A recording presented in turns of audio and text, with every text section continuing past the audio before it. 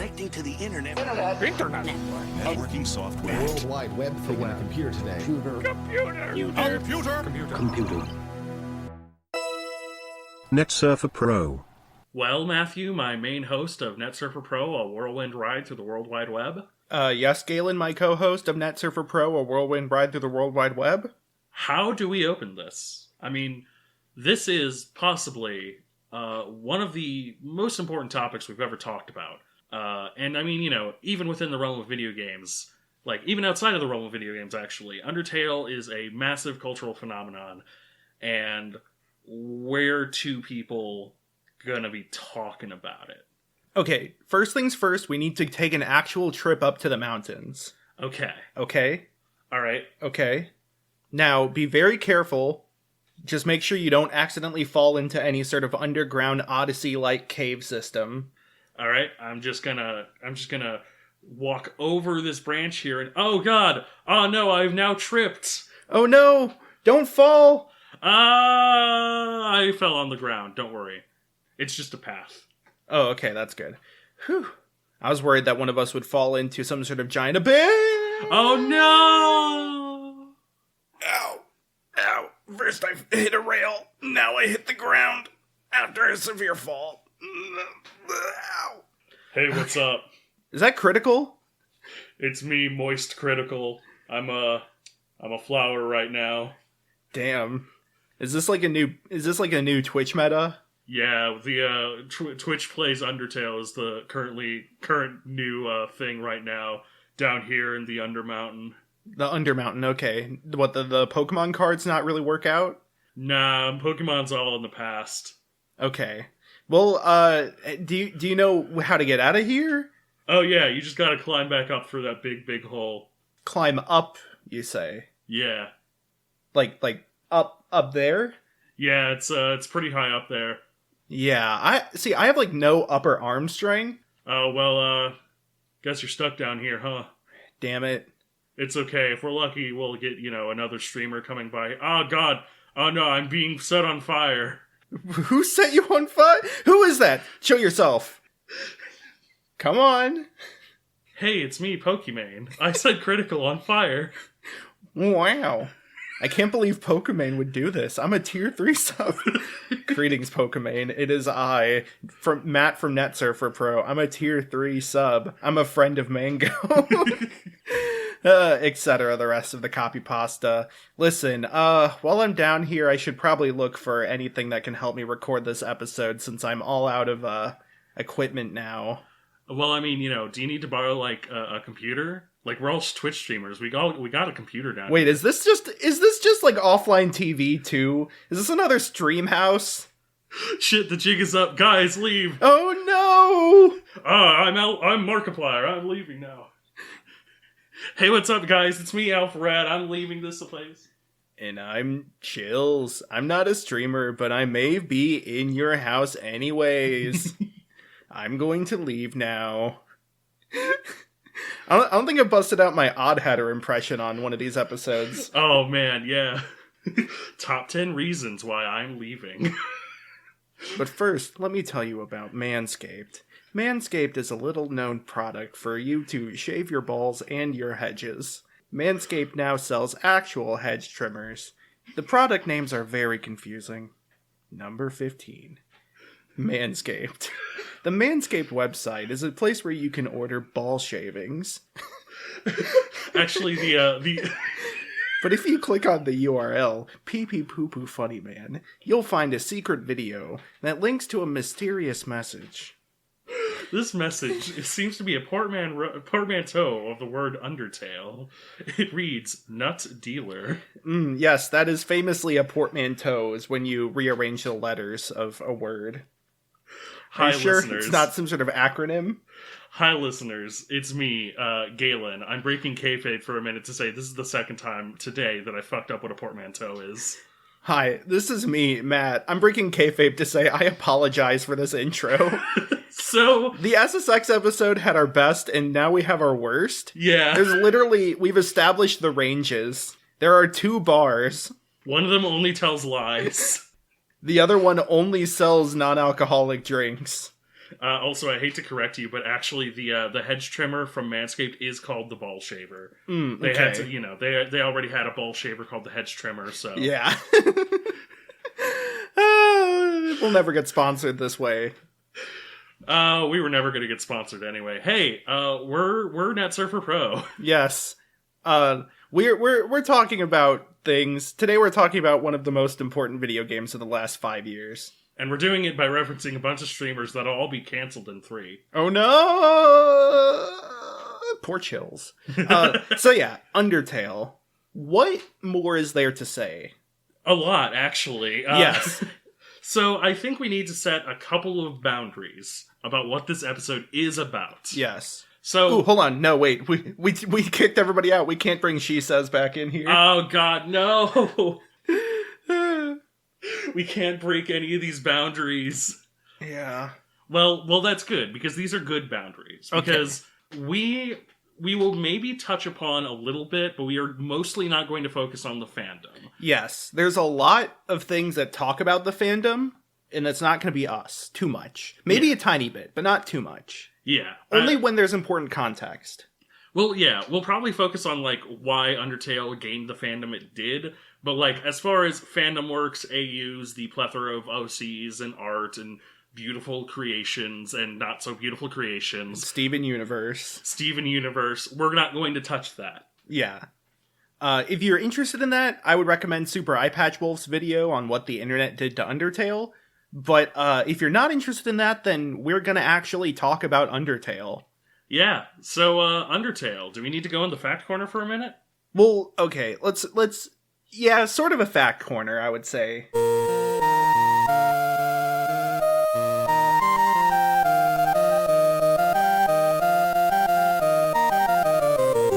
The Fact Corner. But first we need to tell you about Homestuck. Oh boy, that's another episode, huh? So, okay. Here's the thing. I want to start this off by explaining Toby Fox. Yes. So Toby Fox started as a composer on the internet and shitposter, specifically around Homestuck. He contributed a lot of music to Homestuck and was sort of like the music director for a while. Don't worry about what Homestuck is, because we're not actually going to talk about that. But I really want to point this out because people kind of act like Toby Fox was a no-name creator when he did have a following to a degree. Yeah. And the Halloween ROM hack isn't as big of a deal as people make it out to be. He made a ROM hack for Earthbound, and he kind of wants to distance himself from it anyways, so we're not going to touch on that. Yeah. There's maybe one point I'll bring up much later down the line that I'll reference it, but he's sort of more known before Undertale for working on Homestuck, and famously he made Undertale in Andrew Hussy's basement. Andrew Hussy being the creator of Homestuck. I just wanted to bring that up. That's, yeah. Well, there's maybe like one or two important references to that later down the line in Undertale itself. But yeah, I wanted to bring that up because Toby Fox was known for being a composer, and Undertale is known for a lot of things, but its music is, I think, one of the most notable, I guess? Yeah. The music of Undertale, like, again, we're going to get into that when we get into that, but, like, that it is, I think, probably, if not the biggest, the most important legacy it has had. Yeah. Maybe. Probably. Also, it should be noted that Megalovania, the Undertale song that's in Smash Bros, was also in Homestuck. Yes. Megalovania has had 3 versions. It's had the Homestuck version, it's had the original Halloween hack version. Here's my fun fact to contribute. I believe that he created that song because he wanted to use Megalomania from Live Alive. Yep. Which is also a banger. But didn't or couldn't or whatever. And so, Jesus Christ. Keep going. So, anyway, No. Sorry, so I just looked up Undertale's release date. For one thing, I found Undertale's release date. It was released in September of 2015. But also, people also search for the Five Nights at Freddy's release date and the Friday Night Funkin' release date. So we sure have our hands full. Okay. Okay. Man. So yeah, back to Undertale itself. It was released in 2015 after a Kickstarter and, Toby kind of leveraging his sort of acclaim as being a composer for Homestuck.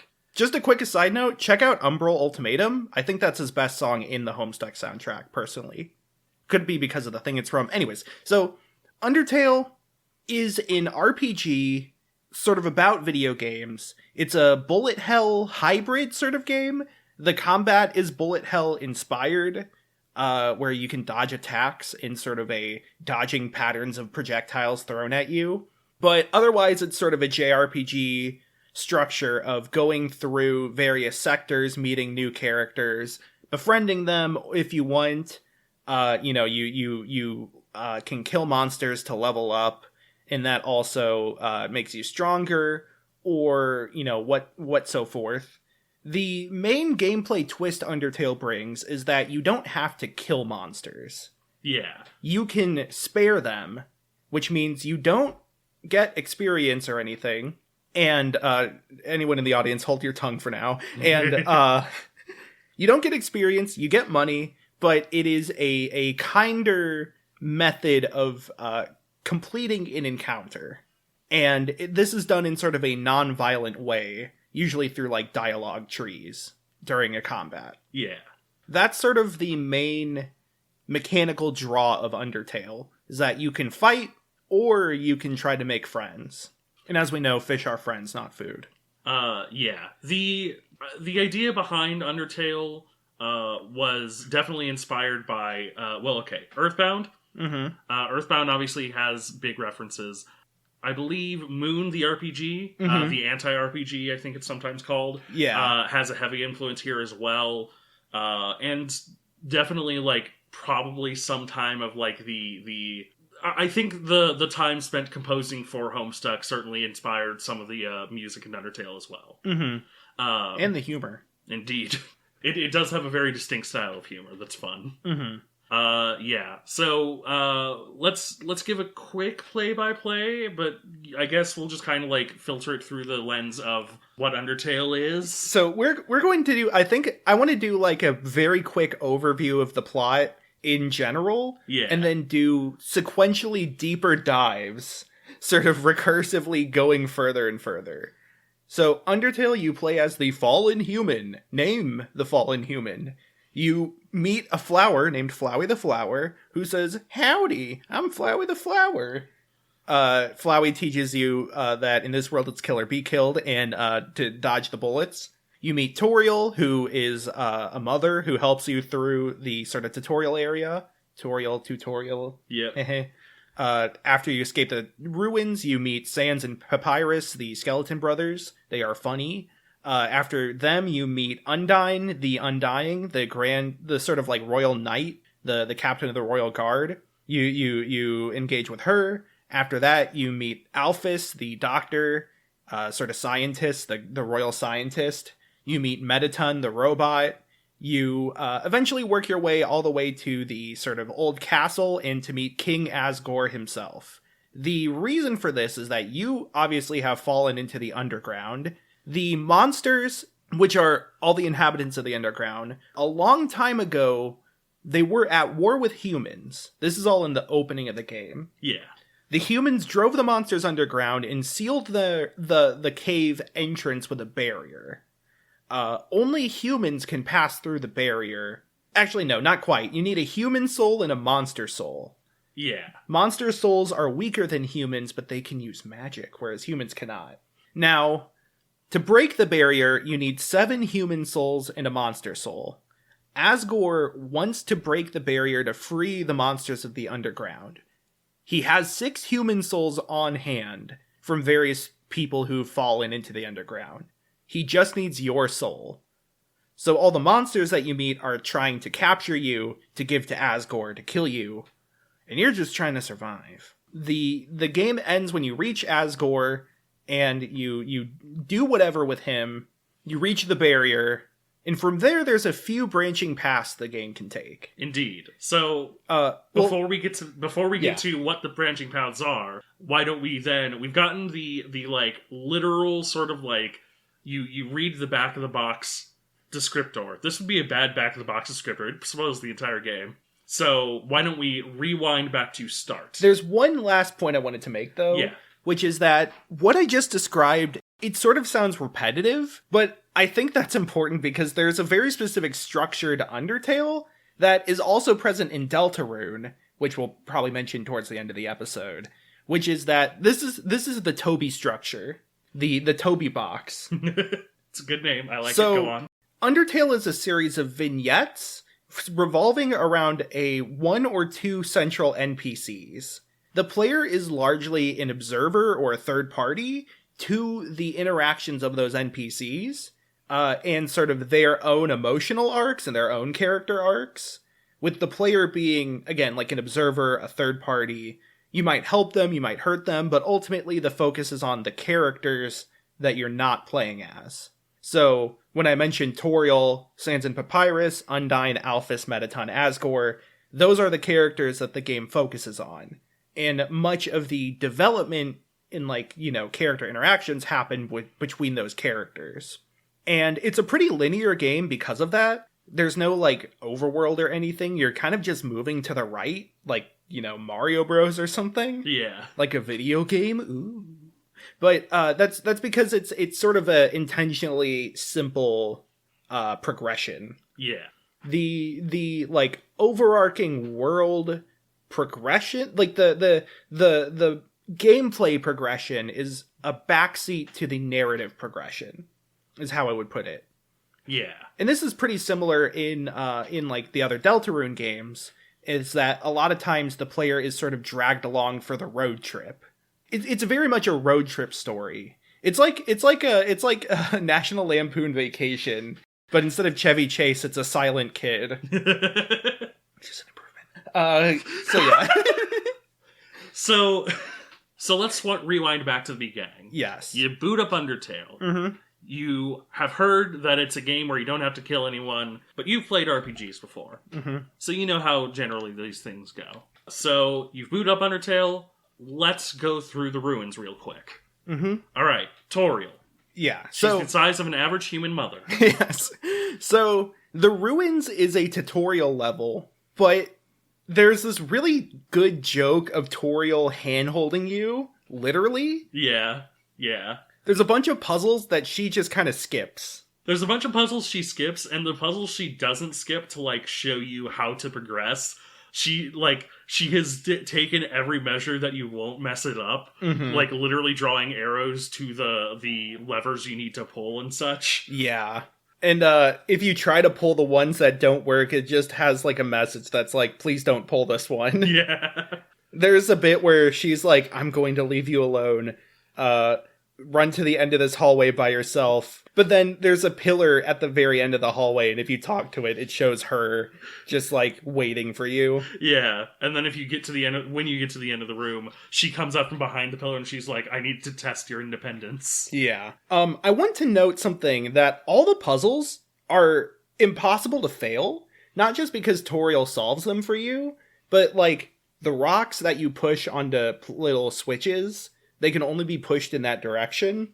There's a bit where there's, like, a pathway and it's, like, stay on the path, which is really funny because to read the sign that says that you have to step off the path. But then the next room has, like, a field of spikes, and the idea is, like, oh, the pathway you take in the previous room is the same as the spike room. And that would make sense if it wasn't for the fact that Toriel handholds you and literally pulls you along through the pathway.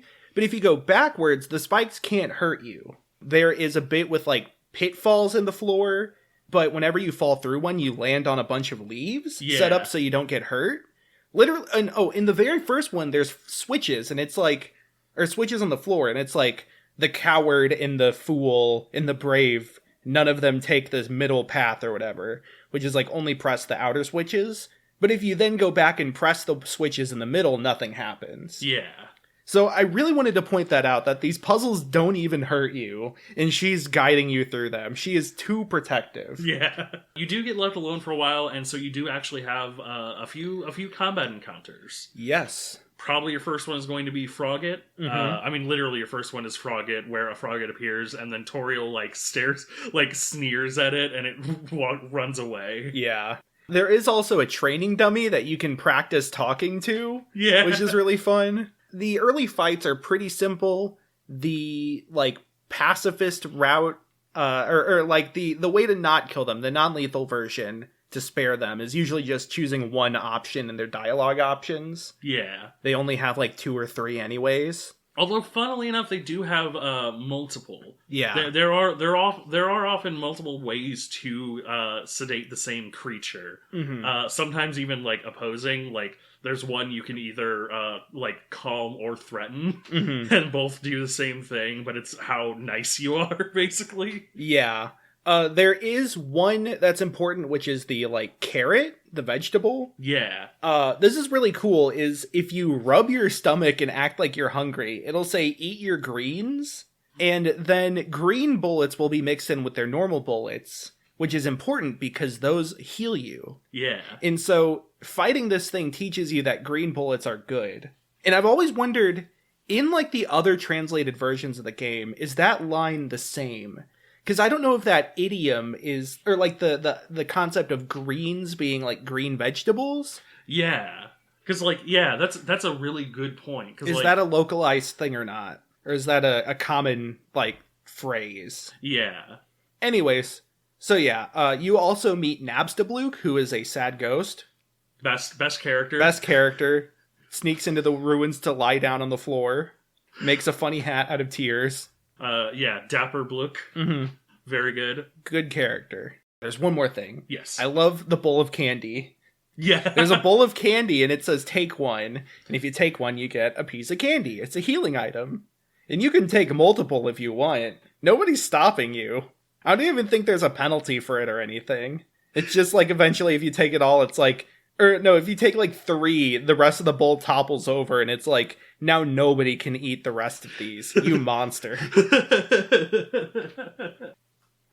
Oh, man. Yeah. There's also a spider bake sale where you can buy a spider donut. Very important. Made by spiders, for spiders, of spiders. Mm-hmm. Okay, now, finally, this ends when you get to Toriel's house. She wants you to stay with her. She even made you a bedroom. And she made a pie. Oh boy, what flavor? Cinnamon butterscotch. No, that's when, come on, you're supposed to do the, never mind. She wants to tell you a bedtime story or, like, tell you fun snail facts, but the route to the basement of her house is chained off. If you keep talking to her, she'll say, like, one moment, please. If you keep talking to her and asking her about, like, when can I go home, specifically, then you follow her into the basement, and you learn that there's a door out of the ruins inside her basement, and she is trying to seal it off. You can try to stop her if you want. In fact, you'll have to in order to leave the ruins. Boss fight. The song playing at this point is Heartache. It is one of the recurring motifs of the game, which motifs is a really big and really important part of this game. Yes. A musical phrase that is repeated in multiple ways, multiple times throughout the game, multiple different instrumentations, rhythms, speeds, tempos. I can't really explain it that much better, but tons of people have talked about leitmotifs and their use in Undertale. We'll bring it up a few times, of course, but, there's tons of reading out there is what I'm getting at. Yeah. Also, this song has Zunpits, which are the trumpets that Zun uses in Toho music. It's really important. So, Toriel fight. If you try to talk to her, it says, it seems like talking won't do any good. It seems like you can't get her to change her mind. Yeah. She just wants you to go back. So what do you do? Clearly you have to fight, right? Yeah. Well, here is an important thing too, is that the game has actually previously taught if you hit a monster once, sometimes they won't want to fight you. Yeah. So maybe this is a Pokemon thing. I'm going to hit her to see, to lower her health a bit and then try and spare her. Mm-hmm. Okay. I hit her. Do it again. All right. I hit her again. Do it again. All right, I'm going to hit her again. She's dead. Wait, what? I killed Mom? Yeah. So, at this point, it's like, okay, I tried talking to her, I tried sparing her, none of those worked, so you can go past her, where you meet Flowey again. And Flowey says, "Aw, gee, it sure sucks that you had to kill her, Too bad you can't just, like, go back in time to save her life. Maybe there is a different thing you can do. Oh, well, not much can be done. C'est la vie. So then you reload your save. Because, of course, you're a gamer. Yeah, you're like, oh, wait, maybe there was something I could have done. So you reload your save, you go back into the fight. Turns out, if you're at low health, she cannot hurt you. There is funny dialogue if she accidentally does kill you. Yeah. But it's supposed to be impossible. She has tear bullets, which is, it's a recurring thing that happens a few times. Where, like, her bullets are like these sort of little flame images. But when you're at low health, they kind of trickle down. Yeah. And when you move left and right, they'll avoid you. But they, like, cascade in such a sort of liquid motion that it's supposed to be tears. Yeah. And when that happens and she doesn't want to hurt you anymore, you can keep pressing mercy again and again and again and again. And eventually she'll actually start to stay stuff when you press mercy. Yeah. And over time she'll be like, okay, you know, I realize this isn't healthy for you. I'm being selfish by keeping you here. And she eventually lets you go and says, it's for the best. Yep. So you walk out the door, you will never be able to open that door again this playthrough. And then you see Flowey and he says, I know what you did. You murdered her. You thought you're so clever going back in time, did you? Oh yeah, why didn't I think of that? Yeah. So that is Undertale. That's the start of Undertale. You get the big title drop that says Undertale by Toby Fox. And that is, I think, the first moment of brilliance this game has. That's where it really shows its teeth. Yeah. This is where the mission statement of the game really appears, where, like, it shows you that the game knows when you are saving and reloading things. The game will persistently, you know, keep various things persistent. The game knows how players think and act. It knows if you've been bad and good. So be good for goodness sake. Yes. Anyway, so yeah, continuing, we go outside and it's very snowy. You get approached by a shadow and you pause in your tracks. He reaches out, he says, shake my hand. You shake it, whoopee cushion in the hand trick. Gets him every time. This is Sans, the funny man. You've seen Sans before. Yeah, you know Sans. He's this funny skeleton. He goes, Which, by the way, shoutouts to Yoshi Sonic for finding that this is a sample of Patrick from SpongeBob saying, maybe it's the way you're dressed. But it's the going, That is a deep get. Holy shit. Yeah, shoutouts to Yoshi Sonic. So yeah, you meet Sans. He immediately tells you to hide behind a lamp so you can avoid his brother Papyrus. Papyrus is the tall skeleton funny man. Everybody voices him like Skeletor, and that's very good. Yep. That's his canon voice, as far as I'm concerned. Papyrus wants to capture you because that will make him popular. Because sort of Asgore has set up a bunch of guards around Snowdin to try and catch any humans that have fallen down and gone out the ruins. And the Skeleton Bros are one of those such guards. Yes. Two of those such guards, but really Sans doesn't care. Yeah.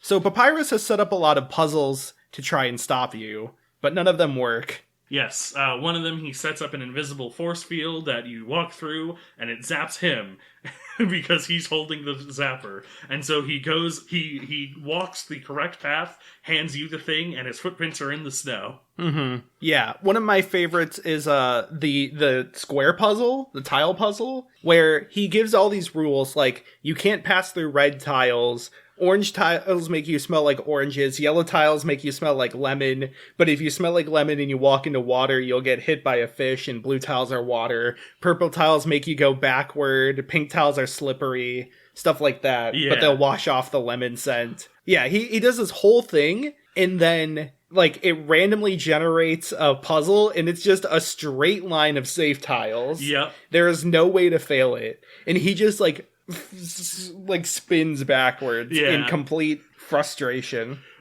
This also has one of my favorite little alternate routes, where if you ask him to re-explain it, he will get various details wrong, and then if you ask him to explain it one more time, he'll just put the instructions on the floor and say, you figure it out, and leave. Yeah. There's a bit where he pulls out a word search, and I really want to note that the word search has, like, it has, like, autumn, spring, winter, fall. Or no, autumn, spring, winter, summer. And it also has, like, robot, fish, skeleton, and I want to say goat?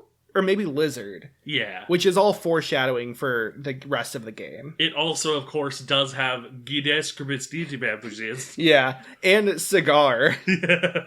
This is a good time to mention the fun value, because there's a lot of fun events in Snowdin. The fun value is a hidden number that's randomly generated every time you start a new game. Yes. And there are various random little events that can happen. I think the best like small things are like various phone calls you can get randomly. Yeah, I got a phone call that asked to order a pizza, and then it was like, I'll send you my address, and it said it was an ASCII art of an anime cat girl. It didn't actually have ASCII art, unfortunately, but it said it had art, so I assume it was pretty good ASCII art. GameFAQs quality. I also quite enjoy the wrong number, where someone calls you and says, "Oh, wait a minute," and then sings the wrong number song, and Yeah. it's this great little ditty. There's one of like some weird abomination being on the word search instead of the normal character there. Yeah. I don't remember what it's called, but that's a fun one as well. So yeah, these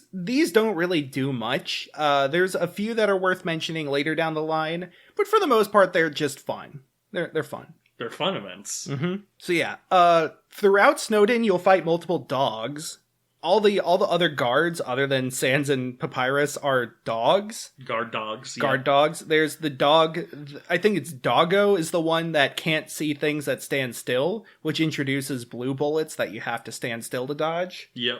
There is Greater Dog, who you have to play with and pet in order to beat it Mercy style. There is Lesser Dog, who is a random enemy who, if you pet, his neck will get very slightly longer, and if you continue to pet him, his neck will extend so far that it'll eventually wrap around and go down. Yeah, it goes off screen and then back down on screen. There's also the dog couple who won the cutest couple kissing competition or something. Yep. They're great because their attack patterns literally show up in the shape of a heart. It's adorable. Which, actually, this is probably a good time to mention. So, one of the big things that Undertale does that gets a lot of praise for, and deservedly so, is that it's really excellent at showing character through fighting. We already mentioned, like, the teardrops during Toriel's fight.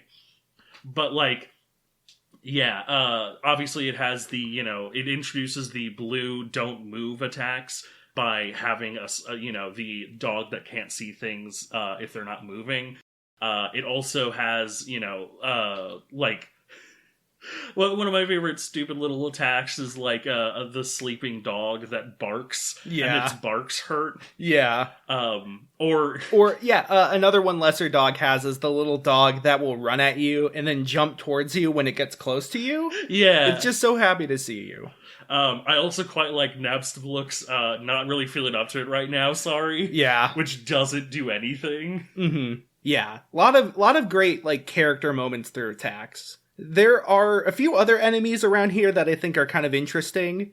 One of which is Snowdrake, who has the joke of unintentionally falling into family drama, where his dad says that he shouldn't be a comedian, but he wants to be a comedian. And so to beat him Mercy, you have to laugh at his jokes. There's also Gift Trot, which is interesting for reasons later brought up, that I'll later bring up. But for one thing, he's only able to fight on like one screen. But also, that screen is really interesting because next to it is a screen with a little house. If you wait long enough, a little man will come out of the little house. And that doesn't do anything. It's not even a fun event. You can do it yourself. Yeah. Sans also does a bit where, like, on the screen where you fight Gift Trot, you'll talk to Sans, and then, like, you'll walk further, Sans will scroll off screen, and then suddenly he'll be on the left side of the screen instead of the right. And then, like, if you walk back to the right, he'll be on the right side of the screen instead of the left. It's kind of interesting. You never really see Sans walk beyond the first time you fight him. Or the first time you see him, I mean. When you shake his hand. Yeah. Very rarely do you see him walk afterwards. Yeah. If you do see him walk, you usually... this comes up in the waterfall, but he usually says, I know a shortcut. He will walk to the right, and then you'll be in a location that is definitely far, far left. Yeah. Essentially. He'll go in, like, the wrong direction. So, as you continue, you eventually get to Snowdin Town, where you see a bunch of monsters. It's sort of like a monster town, I guess. You might call it a monster mash. Yeah, it's your first sort of sign of civilization. You know, you can go into, like, the library and read about different, like, monster traditions, some monster lore, monster stories. There's a shop you can buy things from. There's a bar with, there's a bar called Grillby's. The bartender Grillby is, like, a flame elemental guy. And I love the joke of the one character being like, damn, there's no hot guys here.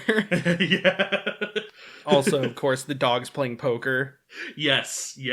And also, this is a fun instance where everybody who you have spared will be at Grillby's. So if you by any chance happen to kill one of the dogs but didn't kill any of the others, then that dog will be missing. Ooh. You wouldn't do that, though. You're not a monster. Yeah, you're a human. So, if you keep going and try to leave Snowdin, you'll be stopped by Papyrus, who wants to make his last stand. You've gone through all of his puzzles. He needs to capture you, because then people will respect him. And, you fight him. Yeah.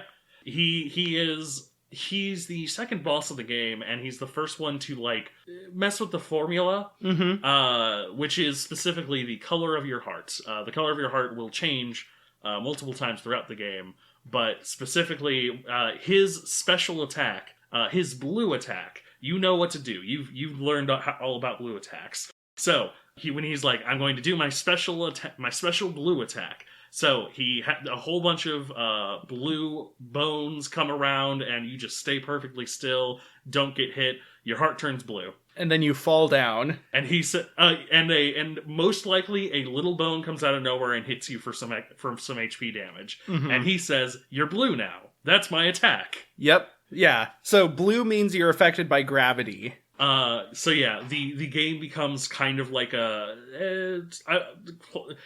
platformer mechanics. I won't say it becomes a platformer. Yeah, the dodging the bullets becomes more platformer-y, in that you have to consider gravity and your vertical position and all that. Yeah.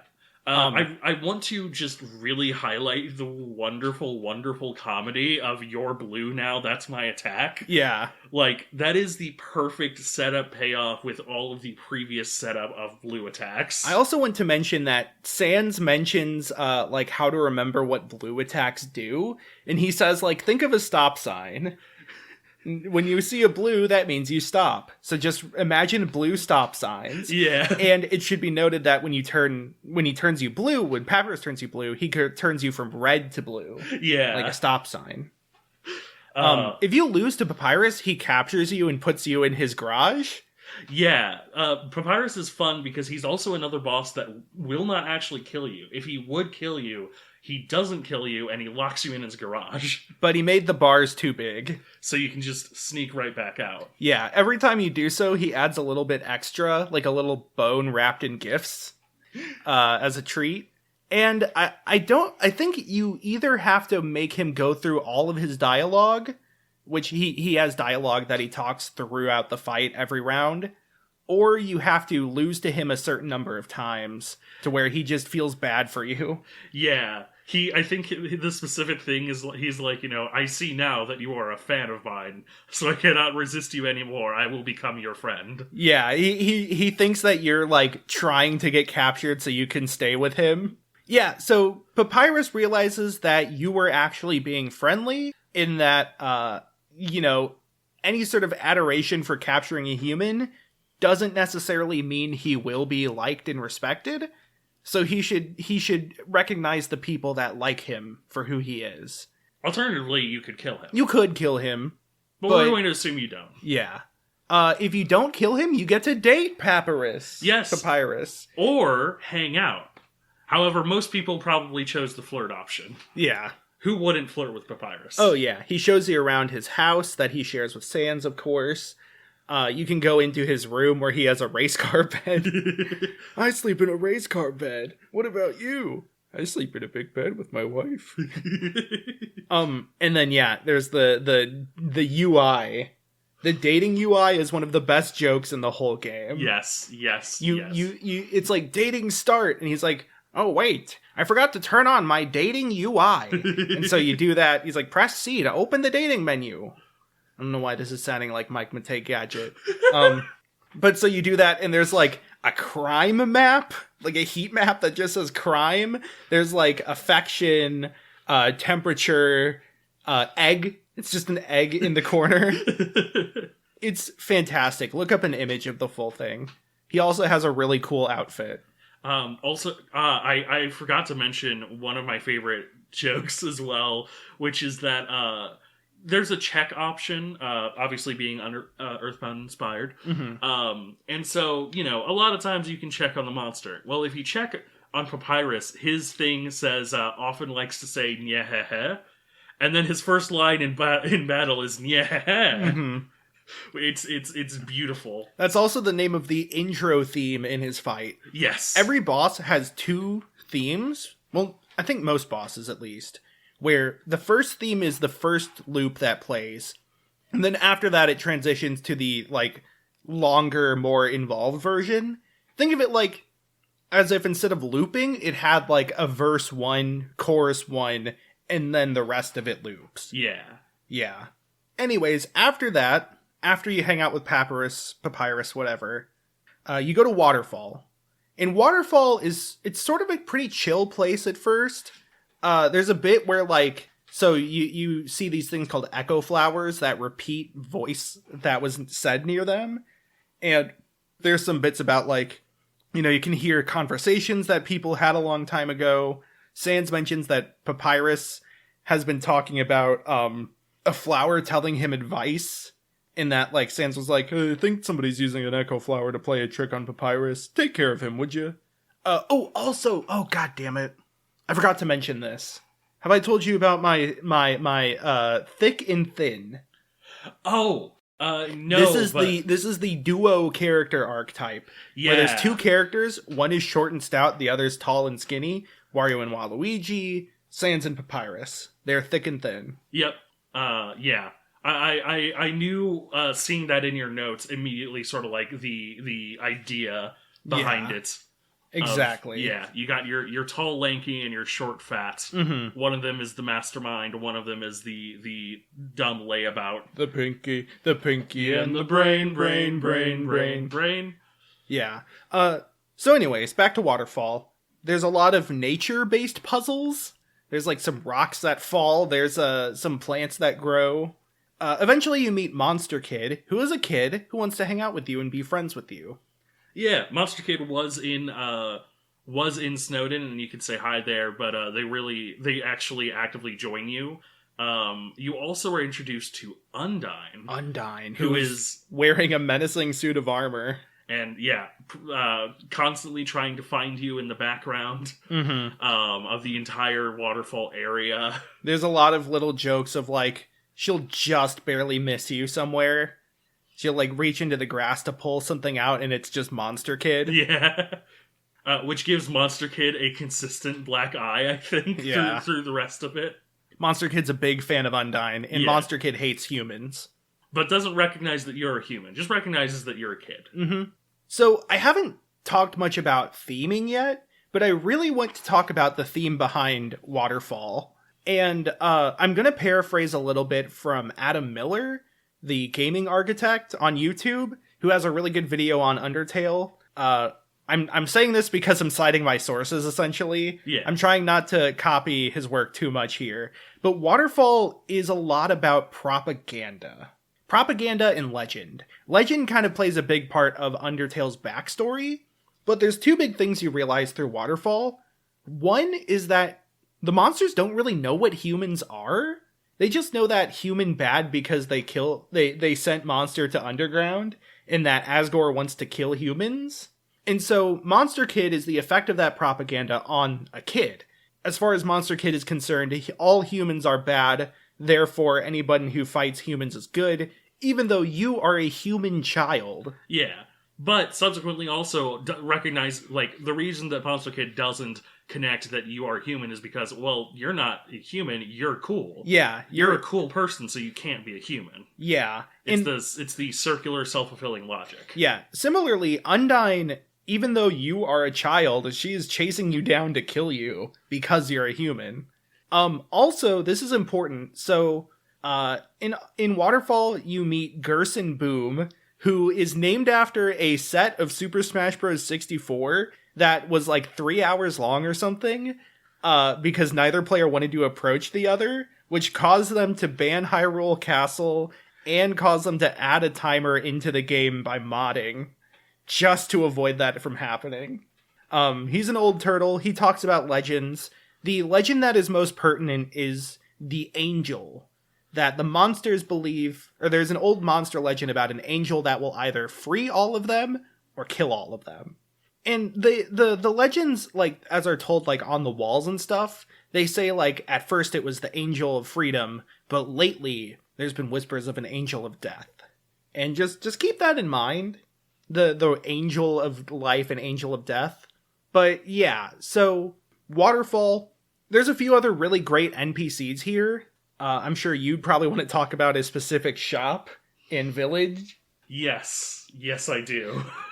So, there's an artist named Chemi Chang. You might recognize her. She has gotten into streaming recently. VTubing. VTubing. She is a peach. I love her. She's wonderful. She has made a few video games. Yes, she has. Honestly, like, Escaped Chasm, I think, is the, like, big project. Yeah. And yeah, she's an artist, and she contributed to Undertale. And so she has been immortalized as Temmie. Yeah. Temmie is a dog.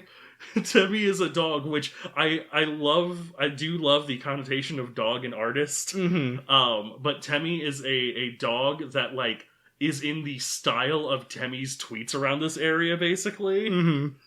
Like, she speaks in broken English, and, like, it has random capitalization. It's very, like, LOL so random holds up Spork, almost. Yeah, but, like, it's so well done. I love it. Very good. Great character. There's a Tem shop. Tem is raising money to go to college. Yep. It also has, like, one of the best little ditties. Mm-hmm. Like, Tem Village and the Tem Shop have like, just beautiful, beautiful music. It's all bomp doos. It's all vocals, yeah. Yeah. It's great. Some other good fights. There's Washua, who's like a washing machine that you have to clean. Yeah. Washua, who, I didn't know this, was inspired by Omocat. Omocat of Amori fame, and or also Undertale fame, kind of. Yeah. Also of shirt fame. Yeah. Omocat has really good shirts. Mm-hmm. Y'all, this is not a spawn. Go buy from Omocat. Like, holy shit, really good designs. There is Shiren, who sing a song. Yep. And you hum with her to beat her mercy. Yeah. You only need to do it once, but if you continue to hum, it says, like, the melodies keep getting more and more elaborate, and Sans starts selling tickets, and, like, it becomes actively harder to dodge because more of her notes come out to, like, possibly hurt you, but, like, it becomes slightly more elaborate, too. Yeah, it's this whole arc. And then eventually the tour ends, the band gets apart, and she leaves satisfied. And then there's Aaron, who is, like, this, like hippocampy sort of thing. He flexes, and if you flex back, he'll flex harder, and eventually he flexes himself off the playing field. Yeah. I love these fights because all of them are about participating in the monster's, like, interest. Yeah. That's something really interesting is, like, a big part of the like, ways to spare monsters is to listen to their dialogue cues and, like, use their attacks to figure out what they want and what fits them, I guess. And so, like, it becomes this puzzle of listening to the monster say their little bits and figuring out what they want. Similarly to how Snowdrake was to laugh at his jokes to sort of validate his comedy. Shiren, it's participating in humming. Aaron, it's participating in bodybuilding. Washua, it's participating in cleaning. Yeah. It's all of their interests. It's very, very Dale Carnegie. Very, you'll catch more friends in 2 months by getting into their interests than in 2 years telling them about yours. Yeah. Also, you find Napstablook's house. Yes. Napstablook's house is wonderful. There are 3 CDs. They have various spooky tunes. This is something that happens a few times in Homestuck, where there's, like, an option to just listen to 4 or so songs. Yeah. Just on a page, just for fun. There's, like, an audio player. It really reminds me of that. Yeah. if you interact with the fridge, Napstablook is like, "Oh, do you want a snack? Okay," and turns out doesn't have any. Oh no, It only has ghost food or something like that. Yeah, you try to eat a ghost sandwich, and it's like, oh, well, after I eat, I like to lay on the floor and feel like garbage. You want to join? And so you can lay on the floor and feel like garbage, and this like transcendental like space layer starts warbling around, and it like washes out all the other textures except like you and Napstablook. It's great. There's Thunder Snail, the Snail Ranch. Yeah. I don't know if it's possible to win Thunder Snail. Is it? I know it is, but like you have to cheer your snail the right amount of times. Yeah. It's sort of like, that part reminds me of Chow Racing. Yeah. But the setup itself reminds me of the dog racing in Majora's Mask. I think that the joke is that like if you do win, it costs 10 gold to play and you get 9 gold as a prize. Yeah, it's useless. Yeah. So yeah, that's all good. Eventually you start getting chased by Undyne. There's a bit where Monster Kid is like trying to stop her from killing you. Monster Kid like falls off a bridge and you can save their life. And when you do that, Undyne like takes the kid away or something. Yeah. There's a bit with like a statue that has rain falling on it. You can cover it up with an umbrella and it plays a very sweet tune. Yeah, it plays Memory, which is my favorite piece of media. My favorite piece of music in probably any video game. Very good. Top 10 songs to cry to. Holy shit, it's so good. Holy shit, the music in Undertale is so good. Yeah, there's a little piano puzzle too. And so, yes, you have too many dogs in your inventory. But, so yeah, you continue through the waterfall after Monster Kid nearly falls off. And you eventually come to a mountain where Undyne, like, stands atop and like starts to give a really dramatic speech, and I don't remember if it's before or after, but like gives a dramatic speech and then is kind of like, you know what, fuck this, and then turns around, takes off her helmet, and is like, we're gonna fight, human. And then you have a minute to save, and then you walk forward into the fight, and you are now playing DDR. Yeah, she throws you a spear, says on guard. Her attacks are these arrows that will fly at you, and you have a little shield that you can use to block those attacks. So yeah, she's another one where it seems like she isn't listening to you, that the only thing you can do is fight her, unless you pay attention to what she's saying. She says, like, you don't have any more space to run away, because this whole time you've been running through the waterfall. Yeah.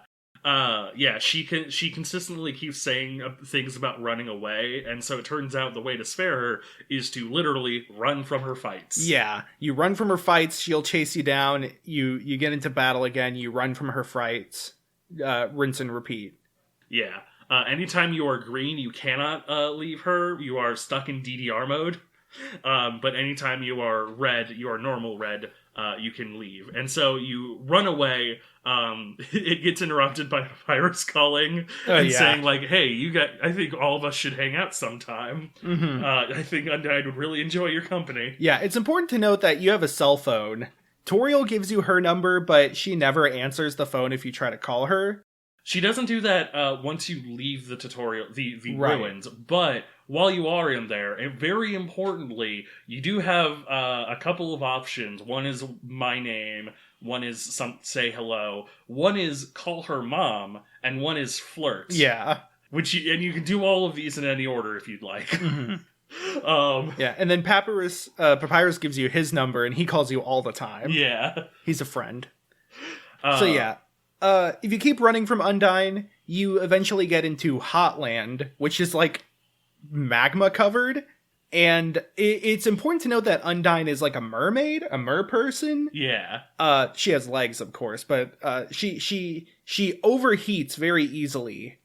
Luckily, there's a water cooler right next to her. Yes. Like an office water cooler. So you can, you grab a thing of water. It's also slightly important to note, I think, that Undyne is the first boss you can actually die to. Mm-hmm. Like the other ones, you can technically die to Toriel if you cheese it, basically.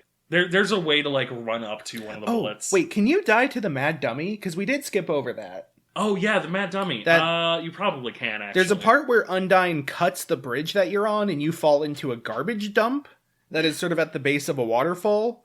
When you check the garbage, it says it's full of brand names you recognize, which I think means it's human garbage. Yeah. That has found its way into the underground. Yeah. One of those human garbage is another dummy who fights you because they want to ascend to the human part of the world and be a mannequin in a human store.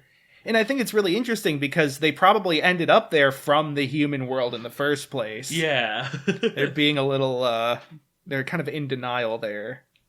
But yeah, so you run from Undyne, she collapses, you give her water, she stands up, turns around, and leaves. Mm-hmm. You do at this point have the option to go back to Snowdon and date her. Mm-hmm.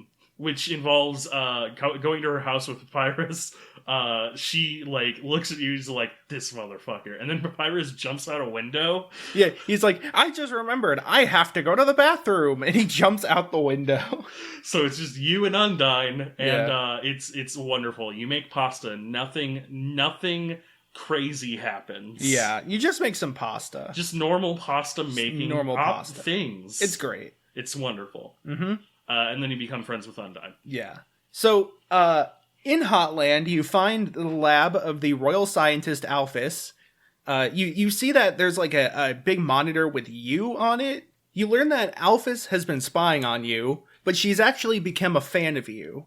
You see, Alphys is a huge nerd. She likes anime. She likes anime. An anime called Mew Mew Cutie. Mew Mew Kissy Cutie? I think that's it, yeah. Yeah. She has the anime categorized as like human history books. Yeah. And human history videos. And so she's a fan of you, and she's a fan of humans, and she wants to help you escape the underground, because she doesn't want to hurt you. However, the pesky robot Metaton is in the way. Metaton is a TV star, and he wants to kill you, because he is a deadly robot. So you go through many trials and tribulations in which Metaton attempts to thwart your schemes, but with the help of Alphys, you do not get thwarted. Yeah. And it's pretty obvious that like they're kind of in on it. Yeah. Like it's outright confirmed later on in a later area. But like there's a lot of times where Metaton will start saying something evil and then be like, yeah. We'll basically be like, that's your cue. Yeah.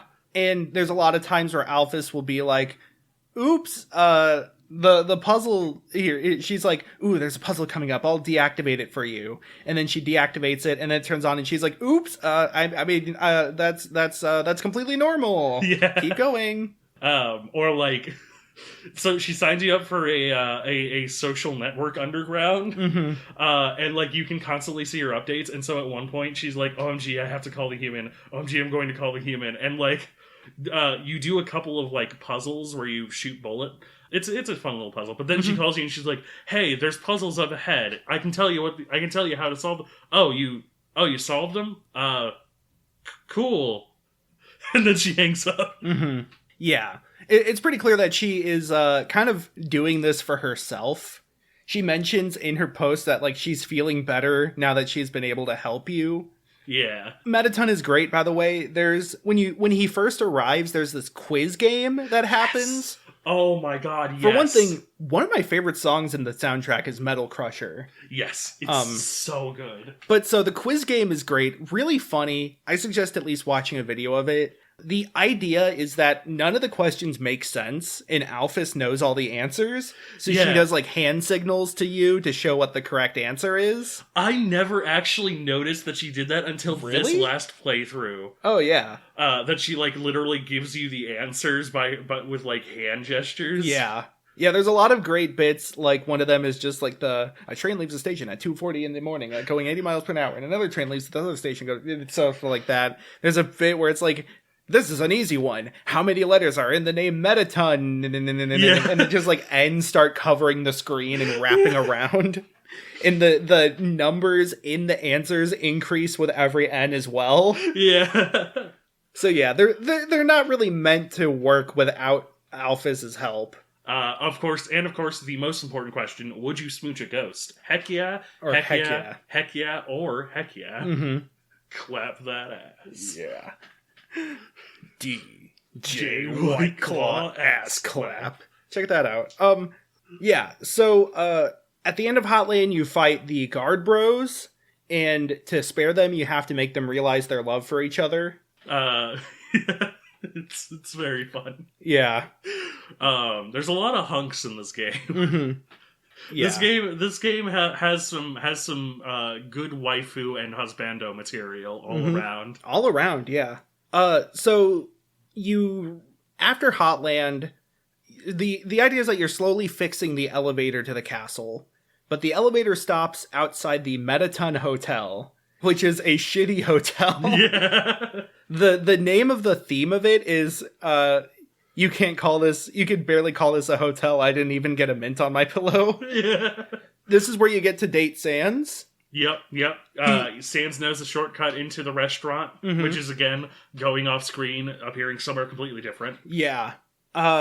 He talks about how the one main thing he mentions is that he hung around the door to the ruins, and it wouldn't open, but every day he'd knock on it, and eventually he heard someone say, "Who's there?" And he talks about how they've started, telling jokes to each other. They spent 3 hours telling knock-knock jokes. I want to bring this up because when you talk to the training dummy back in the ruins, Toriel is like, a good way to make friends with people is to break the ice somehow. How about a joke? And then she tells a skeleton joke. Yeah. You can also read her notebook in her house where she's practicing skeleton jokes. Yeah. It's great.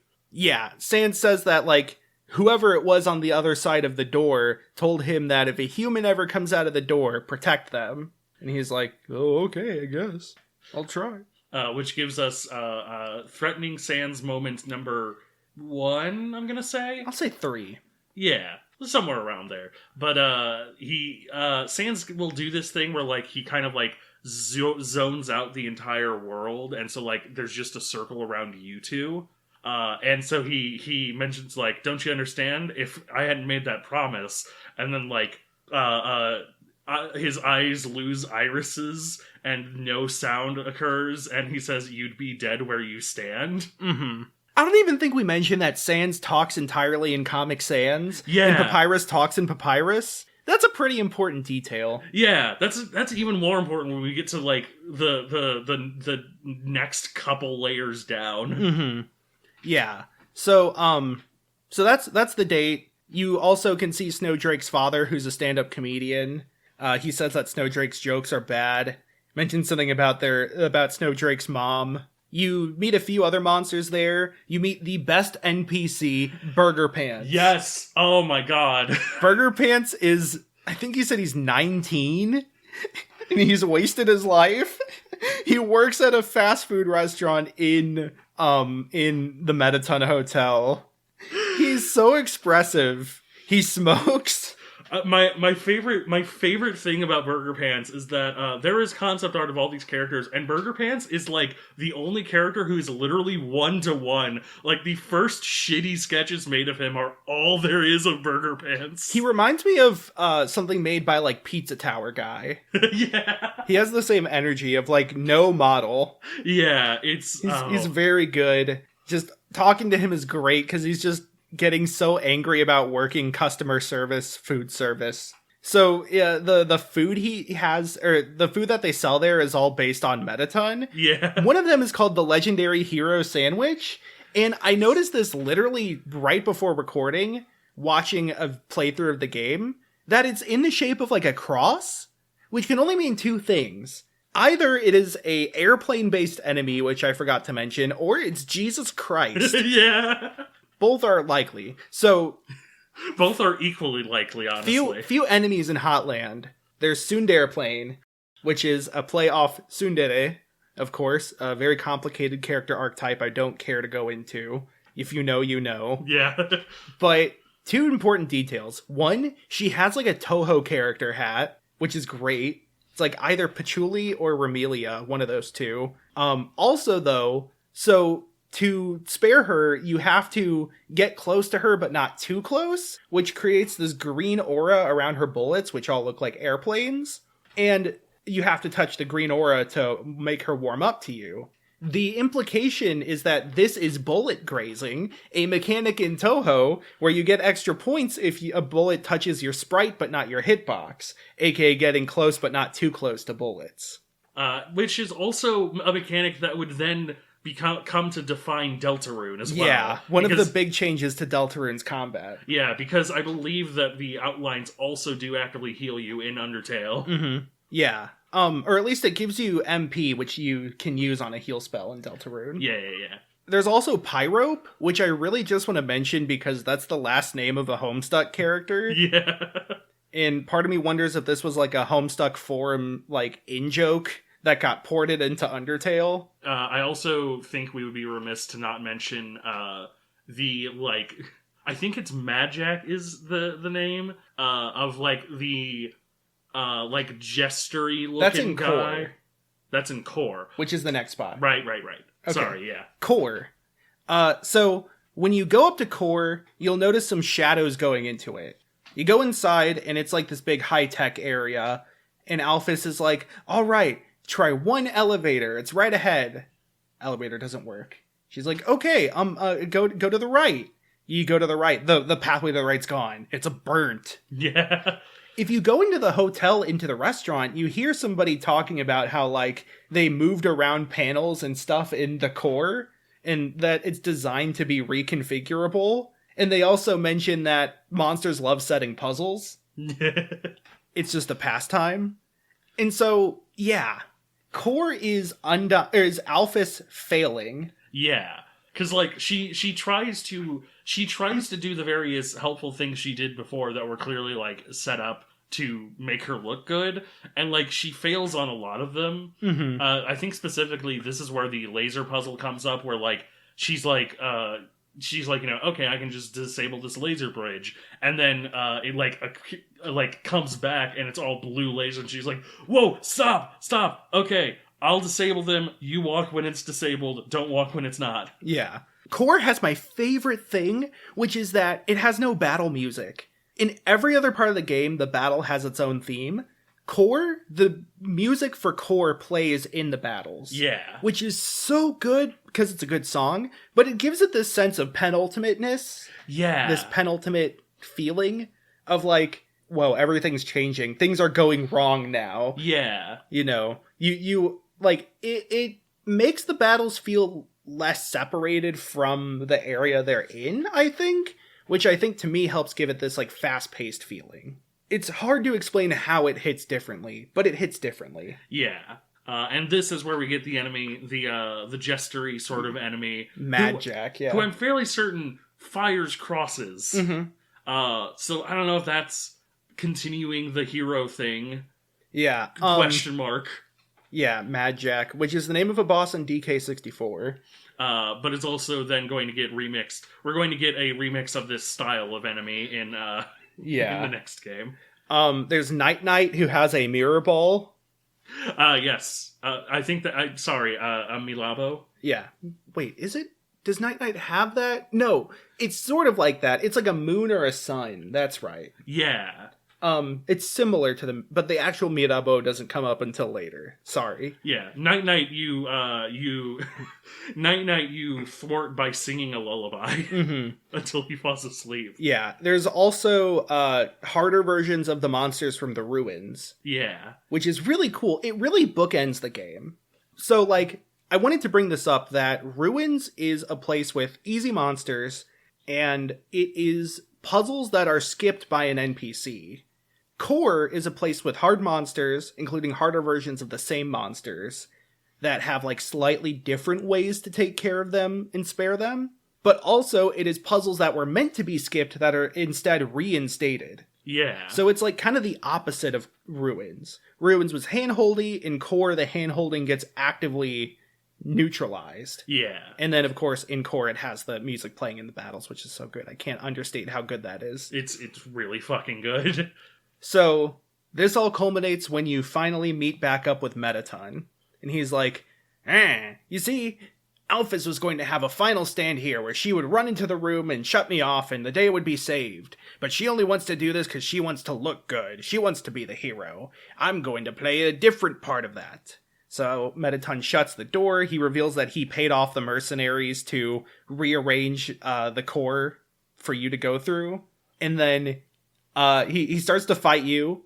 It should be noted that at some point during this, I think during an earlier fight, you turned yellow. Yeah, and you, like, fire bullet. It's an actual shmup. You fire bullet up. That rhymes. And yeah, so you get a call from Alphys who's like, there's one weakness he has. If you can make him turn around, there's a switch on his back that should disable him. That's your last opportunity. So you tell him to turn around. Yeah. You say, like, there's a mirror behind you. And him being very vain, he's like, oh, really? How do I look? And then you turn him off. And he's like, oh, I didn't know you wanted to see that form. He unveils his new body. It should be noted that Mettaton is canonically trans. Oh, yeah. Shouts out to trans-masked characters. Yeah, hell yeah. Yeah, especially trans-masked characters. We don't have nearly enough. Mm-hmm. And so, yeah, he is, his new body is this... hot guy. Yeah. This leggy twunk. It's like robot. it's like a Bowie body. It's very glam rock. Yeah, it's very Bowie, very beachy. Mm-hmm. It's beautiful. It's great. And so yeah, you fight him the whole time he's dancing and like voguing. Yeah, and there's a viewer count. Yeah, there's a ratings count. So the boss fight for this, there's like little pop-ups that will happen to show like how much ratings you're getting. There's 3 different actions you can take that change how many ratings you get. You can boast that you're not going to get hit, which makes it so that if you don't get hit, you'll get more ratings.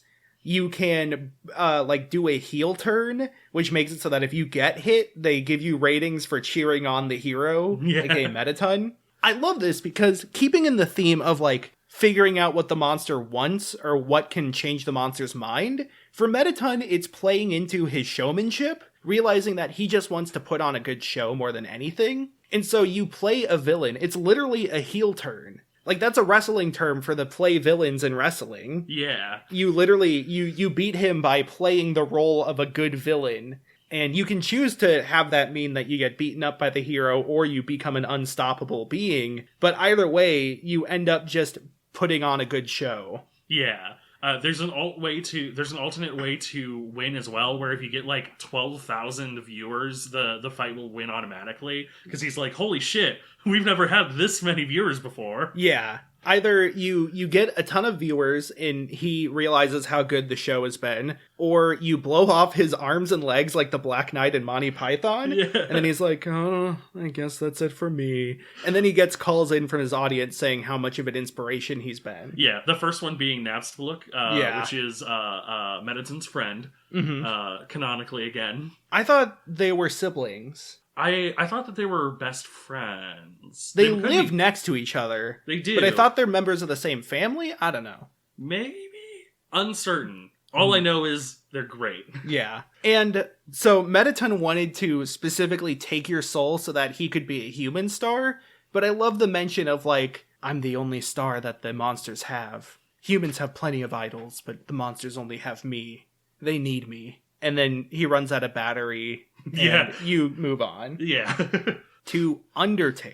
Yes. And I think now is a good point to end part 1 of our episode. Yes. Unfortunately, we haven't even gotten to the ending, and we've taken a lot of time because this series, this now series, but also just this game, has so damn much to it. Mm-hmm. There is a really good reason why this game blew up in popularity. Yeah.